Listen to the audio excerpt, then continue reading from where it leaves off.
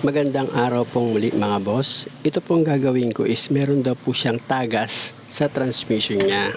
Automatic po itong transmission at last year in-overhaul daw po ito. Ang problema, madalas daw sa sahig niya meron daw po siya nakikita leak ng langis. At ang pina-change oil niya nga, nakita daw doon ng mekaniko na meron daw po ng tagas itong transmission niya. Kaya ang unang ko pong gagawin dito is check upin ko po muna, syempre hindi naman kagad ura-urada, pagastusin ko agad yung may-ari. Kung kaya namang gawa ng paraan, di doon tayo. Unang-una wala naman daw diferensya yung transmission niya, kahit sa pag-shift niya walang problema. Yun nga lang, may leak daw sa sahig niya, kaya ito yung check upin ko. At ito nga una ko napansin, yung oil pan niya, namamasa po siya ng langis. At dito naman po sa transmission niya mismo, ayan po, ayan, iniilawan ko. Turo ko po ng flat screw mga boss, ayan meron po siyang tagas ng langis talaga, ayan po. Bagong nga ito, bagong overhaul, ayan yung silicone niya, matingkad pa yung kulay Pwedeng dito lang sa duktungan niya, pero kapain ko sa taas niya, baka mamaya bumabaksak lang yung langis. Pero tuyo po siya, ayan kikita nyo, di ba? Tuyo kung ganun, magbo-bolt retightening lang ako dito. Nangyayari naman talaga yan. Kasi pag uminit siya, yung gasket, syempre nainitan, medyo luluwag ng kaunti yan, talagang maglilik siya. Pero ihigpitan lang naman yun. Check ko pa rin sa ibabaw kung may leak. Pero sa nakita ko, wala po akong nakita leak dyan mga boss. Talagang dun lang sa ilalim. Kasi ayon naman sa kwento ng may-ari, patak lang naman daw Ayan Ayan, yan siya Ayan lang yung portion lang na yan wala sa taas Diyan lang mismo sa ilalim Number 12 yan mga boss. Ayan hihigpitan ko lang po yan. Ito mga boss, hindi talaga maiwasan to pag bagong overhaul. Hindi mo naman talaga mape-perfect yung paghigpit mo ng tornilyo. Kaya pagdating sa mga ganyang pangyayari, no-comment ako sa gumawa. Natural yan Unang-una, last year pa pala ito nagawa. Pangalawa, napakadali lang naman maghigpit.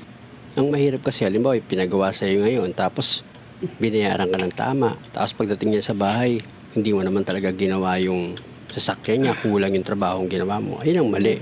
Yung masasabi talaga ako ron. Pero ito naman kasi, hindi naman to sinadya ng mekaniko. At minsan, nangyayari talaga itong ganitong sitwasyon na nagkakaroon ng leak yung gawa mo, lalo na tag-o-overhaul ka. Kaya kayo mga boss, kapag may sasakyan po kayo at mayroon po siyang leak, huwag niyo muna agad-agad din sa paggawaan. Pwedeng check upin niyo po muna yung duktungan niya, gaya nito. Pwede niyo pong check upin yun. Hindi talaga maiiwasang hindi minsan luluwag yung mga tornilyo niyan. Lalo tigil sa lahat, nagalaw na yung tornilyo, ayun, umasa ka na may possible na yung lumuwag. At pag okay na po yung pagkakahigpit ng tornilyo, pupunasan ko na po itong transmission niya. Punasan ko po yung maigi mga boss. Actually, ang pinamugos ko dyan, gasolina po, binasa ko po yung basahan. Tapos pinunasan ko po siya. Tapos binalawan ko po yan ng tuyong basahan. Tapos ito sa oil pan niya, syempre dahil nga sa medyo namamasa, ihigpitan ko na rin po yung mga bolt niyan. Number 10 lang naman po yung bolt niyan mga boss. Napakadali lang. At saka ito, maluwag po ito higpitan. Di po kayo dyan mahihirapan kasi open siya pag naghigpit kayo. Yan, makikita nyo, di ba, naghihigpit ako. Saglit ko lang po yung higpitan mga boss. Number 10 lang gamit ko na sakit. Yan naman mga boss, kapag may ganito po kayong klase ng sasakyan, napakadali lang. Ang luwag-luwag maghigpit Pag magbo-bolt retightening kayo, napakaluwag. Hindi po kayo masyado mahihirapan. Higaan nyo lang sa ilalim, jakan nyo, iangat nyo ng konti, mahigpitan nyo na ng maayos. Kaya lang mga boss, syempre naman, wag naman sobrang higpit na higpit number 10 lang yan. Mamaya, sumunod kasi sinasabi ko, hinigpitan nyo nga ng todo-todo, naputol naman yan. Ako, problema po kayo. Kaya kailangan yung lang po, yung tamang higpit lang. Huwag nyo nang gamitan ng malakas na pwersa. Mararamdaman nyo naman po yung panaghihigpit kayo yan. Number 10 lang po yan, napakadali lang po yan maputol o kaya malustred. Lalo't aluminum din yung kinakapitan nung number 10 na bolt. Hindi po ba? Kaya kita nyo, alalay lang dapat lagi pag gagawa kayo. Paandarin ko na po itong makina niya. Tapos obserbahan ko po ito, 1 oras ko to yung oobserbahan para malaman ko kung maglilik pa siya. Ganun po ako mag-test. At kung makikita nyo po, di ba? Ginamita ko pa ng flashlight yan para sigurado ako na kung saan pa maglilik. Kasi kung maglilik yan sa transmission oil pa niya, ibababa ko po yan.